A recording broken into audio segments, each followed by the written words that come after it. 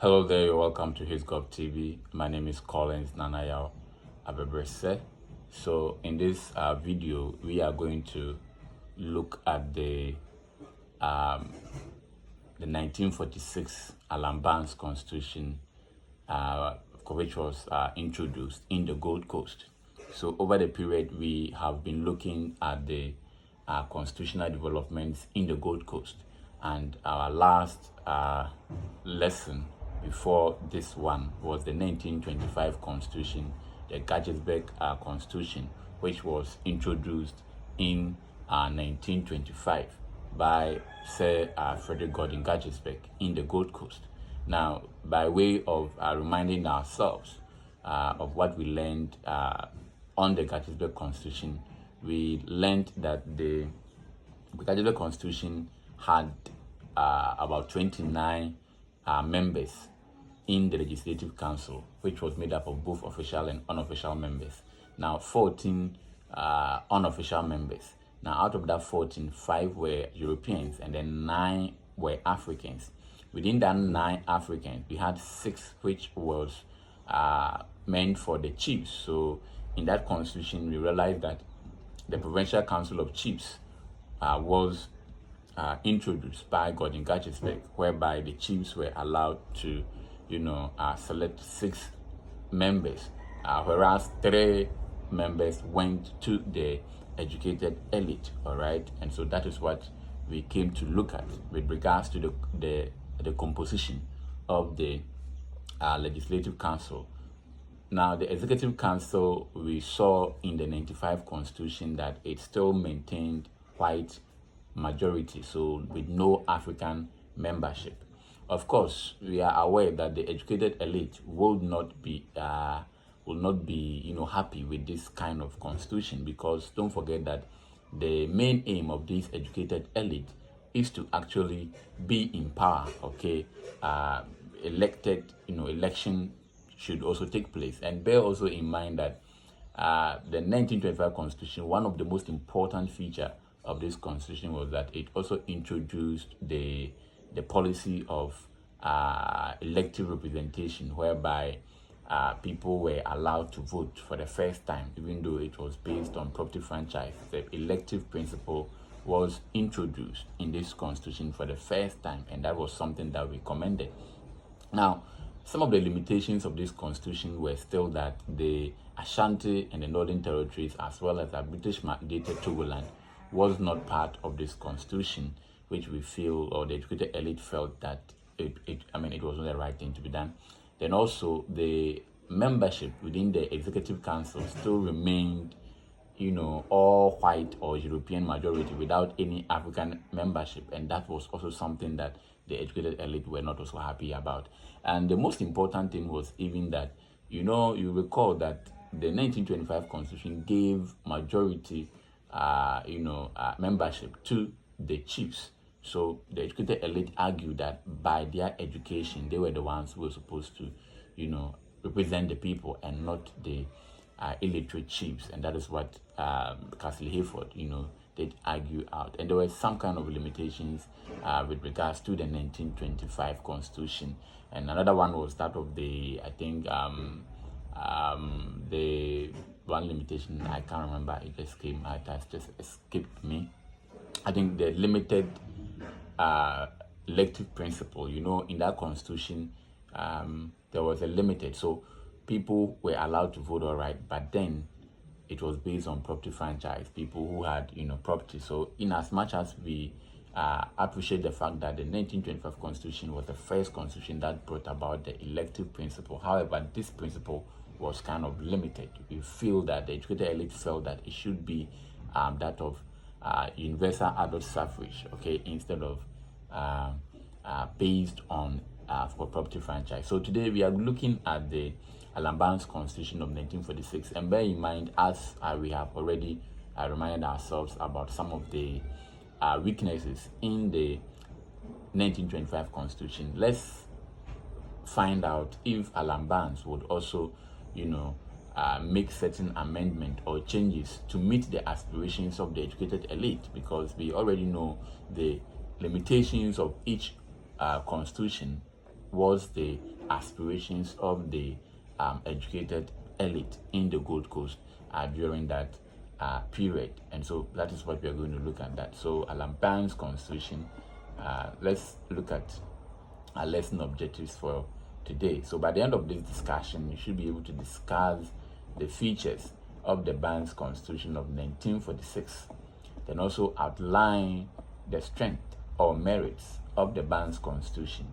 Then the next one is to state the limitations or the weaknesses of the Banks Constitution of 1946. So before we even begin with our introduction, I would like to remind you to subscribe to our channel if you are new here, and if you have already subscribed, we thank you very much for your support. We have this channel and another one.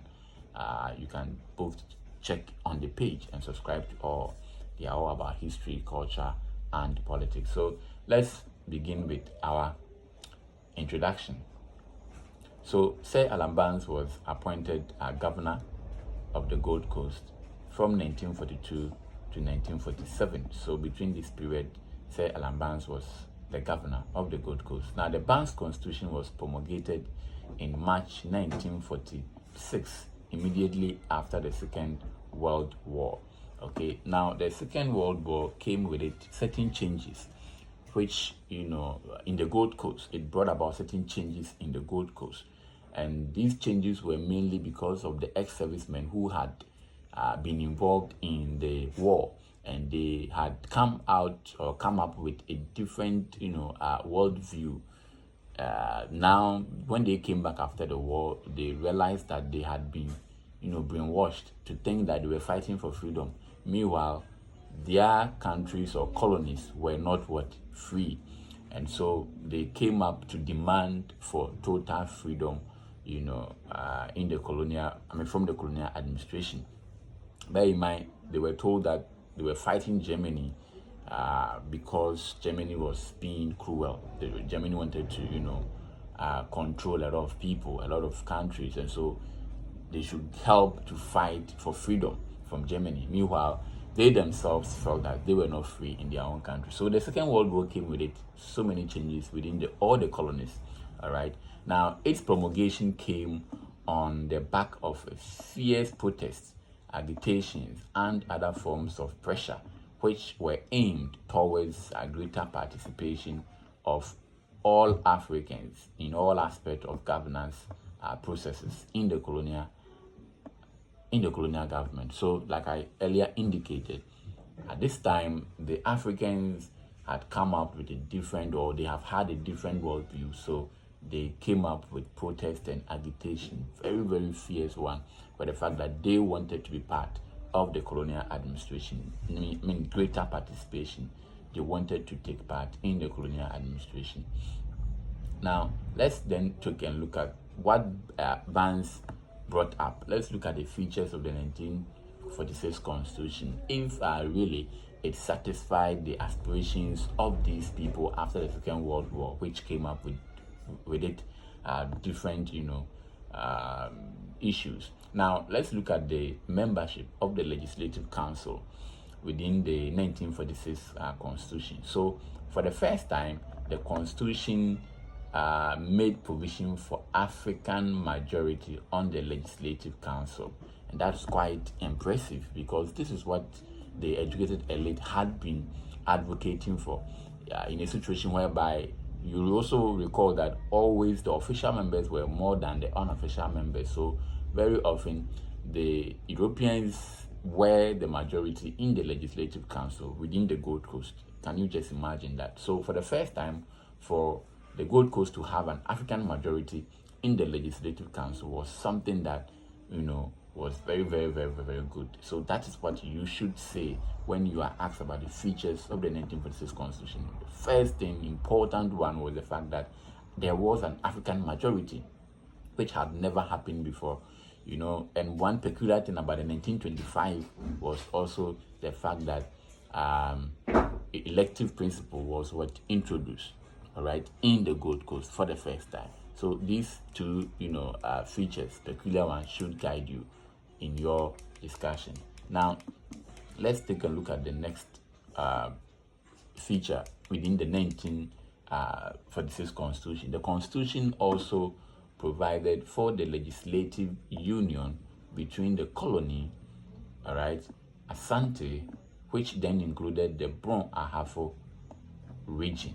So you see the limitations that we talked about in the 1925 Constitution, the Gettysburg Constitution. One is being fulfilled here. Ashanti we have said that Ashanti over the period was not added to the Gold Coast. Ashanti and the Northern Territories and the Transvaal Togoland was administered differently. They were done directly, unlike the Gold Coast that had both executive and legislative council. So for the first time, the Banks Constitution united Ashanti with the colony. And Ashanti at this time or period included Brong-Ahafo as well as the northern region. So the Banks Constitution was the first constitution that brought Ashanti to the colony, which means that Ashanti was now going to have a seat in the Legislative Council, which had never happened before. So, in essence, the Banks Constitution was the first constitution that sort of united or brought about what today we have as modern day Ghana. So that is also a very interesting thing that you should also take a look at within the Banks Constitution. Now that Ashanti has been part of the Legislative Council, it means that we are going to have more membership within the Legislative Council, and it's going to be very, very interesting. So let's take a look at the membership of the Legislative Council. All right, let's take a look at the 1946 membership. Now, the composition of the expanded Legislative Council was as follows: the governor acted as president. All right. Now, there were 6 officials in the Legislative Council, as against 24 unofficial members. And this is also very, very interesting. When you look at all the constitutions that we have looked at, you realize that the officials are always in the majority. However, in 1946, the unofficials were in the majority of 24 as against 6, which was very impressive. Now, let's take a look at the 24 unofficial members. Who were they? So out of these 24 unofficial members, we had 9 of them were elected by the Joint Provincial Council of Chiefs. And this is also quite interesting. You realize that in the 1925 Gettysburg Constitution, the Joint Provincial Council of Chiefs, which was introduced by Gettysburg, they were given 6 seats to elect from. They were elected by the chiefs. In the 1946 Constitution, the Banks Constitution still maintains the Joint Provincial Council of Chiefs, now giving them 9 from 6 to 9. And we all accept the fact that the educated elite were not interested in having chiefs in there. Now here it means that the chiefs are going to appoint themselves to represent or to be in the Legislative Council, and that could also be a problem. But of course, you know why the British were keen on keeping the chiefs in there, because of indirect rule. We said that in our previous discussions. Now let's take a look at the 4 out of the 24 were also going to be for the Asante Man Council. So now Asante is part, and Asante has been given 4 seats or membership. Now 5 were also directly elected by universal outdoor suffrage from the municipalities of Accra. Accra will elect 2 people, Cape Coast would elect 1, and then Sekondi would elect 1, and then Kumasi will also elect 1. So over here too, there is something new which has been introduced in the in the Banks Constitution. All right, and that is the universal adult suffrage, and this is what the educated elite had also been agitating for. When we say universal adult suffrage, it means that any adult at the voting age could have the right to vote.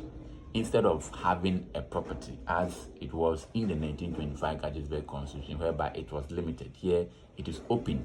So today, what Ghana is practicing is the universal adult suffrage. Anybody at the voting age could vote.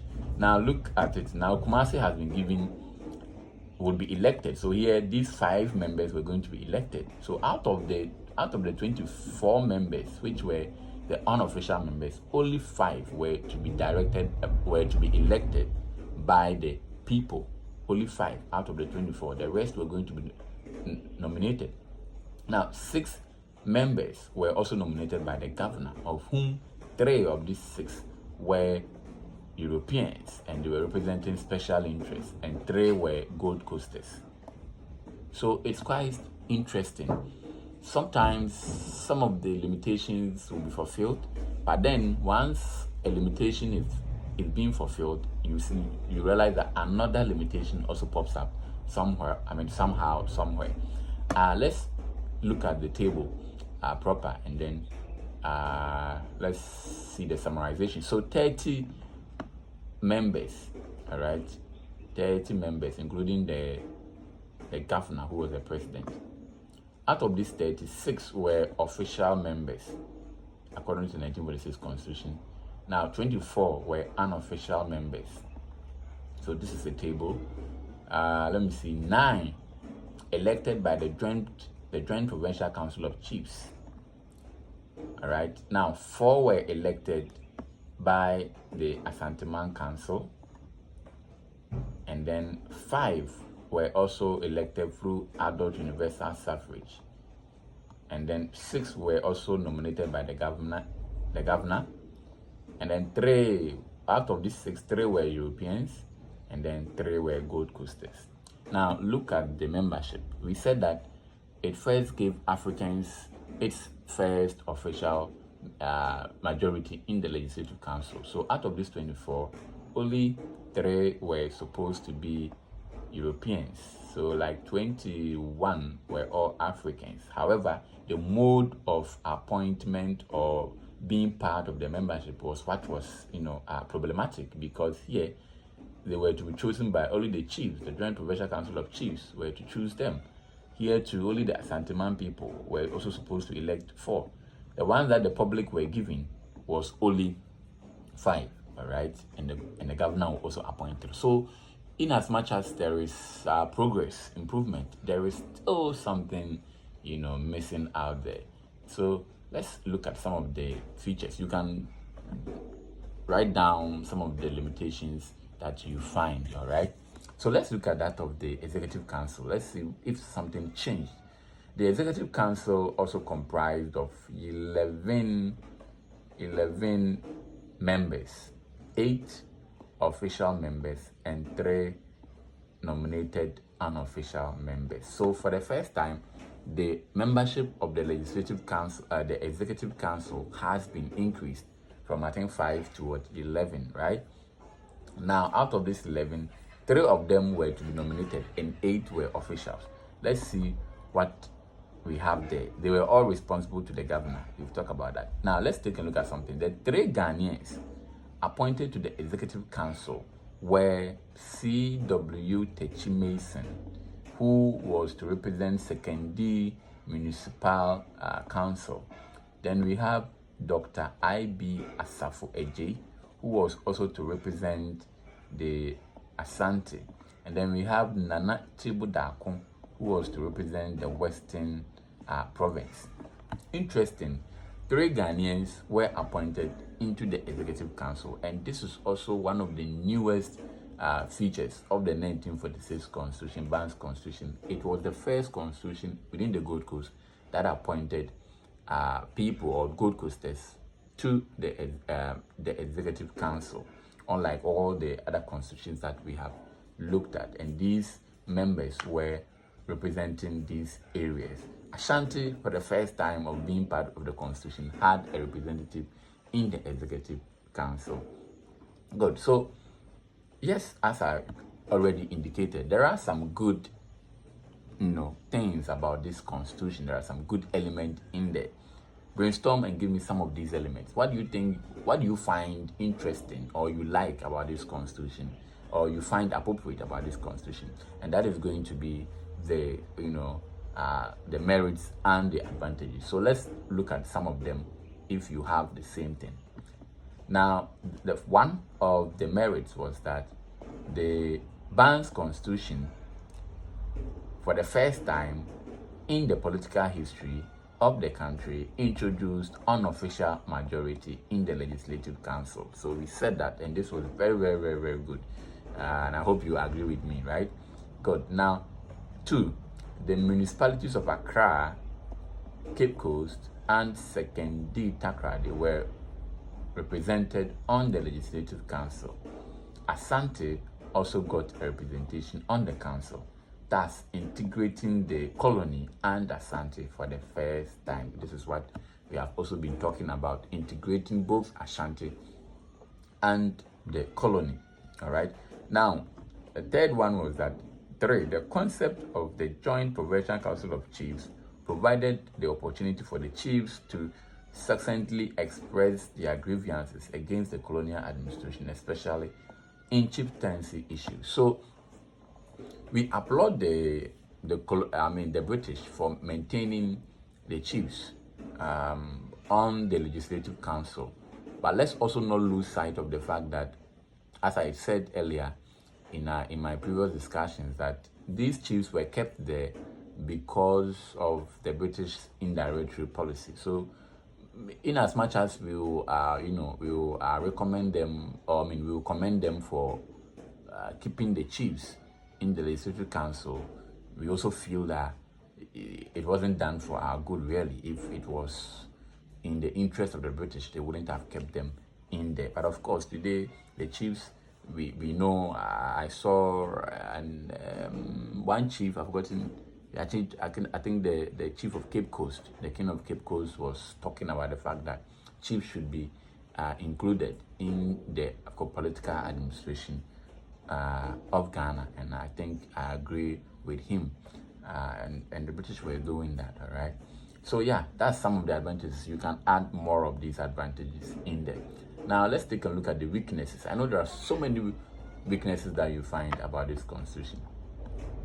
Now, the Executive Council, the Executive Council continued to have official majority. It implied that real power was vested in the hands of the colonial governors as well as the Executive Council. Now, even though we also commend the British for including Ghanaians for the first time, a Ghanaian membership or African membership, I should say, in the Executive Council, there was also a problem over there, whereby Ghanaians, Africans, or the Gold Coasters who were added, or who were appointed or nominated to the Executive Council, lacked that majority, so they were still in the minority, 8 as against 3. So you realize that power still was in the hands of the British, because whenever there is a decision to be made, don't forget that the British will override those 3 Africans who were in that majority, over there. So it's quite also a problem. So like I said, once we fix another one, another problem also arises. Now, 2, apart from the municipalities of Accra, Cape Coast, and Sekondi Takoradi, the educated elite were reduced to spectators, as they almost had no say in the administration of the colony. So we also said that the bands also gave 5 nominations to these municipalities: Accra, Cape Coast, and Sekondi, as well as I think Ashanti. Now, when you look at the membership, they are almost 5, only 5. 5 members. The chiefs were more than them. You realize that Santiman Council, which will be made up of chiefs, were given, I think, 4. Then the Joint Provincial Council of Chiefs were also given 9. So you can imagine that the educated elite were just a mere, spectators, because their membership was quite low. Now, 3, the band's constitution also failed to meet the changes brought by the Second World War. For this reason, the Watson Commission described it as outmoded at best. I have already indicated that the Second World War came with its whole changes within the Gold Coast, and so the people were actually demanding for independence, freedom, and this constitution did not grant the people independence, and therefore the Watson Commission was actually introduced or formed after the 1948 rout, where Ghanaians, for the first time in the history of the colony, rebelled and looted, European shops and caused a whole chaos in the whole country. And after that disturbances, the Watson Commission was established to look into the reasons why the people did what they did, and they came out. One of the findings was that the band's constitution had failed to meet the aspirations of the people. And what was the aspirations of the people? The aspirations of the people were basically independence now. Now, let's also not forget that the band's constitution excluded the Northern Territories and the Transvolta Togoland from the Legislative Council. We've already indicated that Ashanti was brought in by the band's constitution of 1946. However, we didn't talk about the Transvolta Togoland area in as much as the Northern Territories.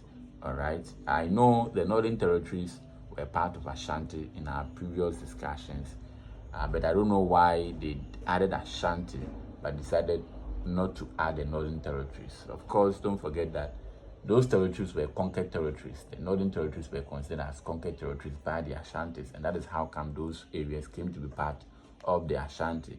And I feel that probably the British did not want to, the British were keen on breaking the spirit of the Ashanti Kingdom. So they made them to actually give or grant independence to all their vassal states. So I feel that they didn't want to add the Northern Territories to the Ashanti, making all of them one. They felt that Ashanti should be Ashanti. We should cut them from BBA, from Brong-Ahafo, and from modern day Ashanti region, period. Because that is where the metropolitan Ashantis were, and so they didn't want the provincial areas, the vassal states to be part. So I pretty think that is why they maintained the Northern Territories and the Transvolta Togoland not to be part of the 1946 Constitution. Good. So I think we've had a very interesting discussions, and I know you enjoyed the lesson. Try your hands on this. Outline the strength and merits or merits of the band's Constitution of 1946. I know you will be able to do that, or even if they ask you for the features of the 1946 Constitution, you will be able to do that. So thank you very much for your time, and do not forget to share, like, and subscribe to this channel. Bye bye.